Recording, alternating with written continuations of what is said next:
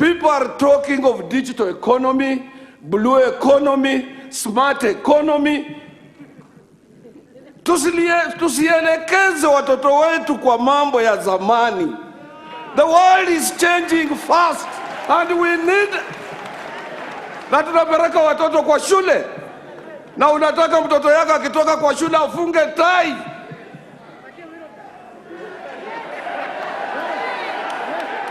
Yes! Yes! Rais, hii document nataka kuambia pamoja ukiwa na ndugu yako, musitishwe, musitishwe. Leteni tuende kwa referendum. We are the majority. We are the people. We are there. We will get it. Usubuhi saina itakuwa imepita. Musitishwe. Kenya tusitishwe, tunataka amani. My shop steward 2008 January Naivasha alikufa akiongea na mimi because of tribal clashes. We don't want to go there. Na tusitishwe sisi. Tusitishwe.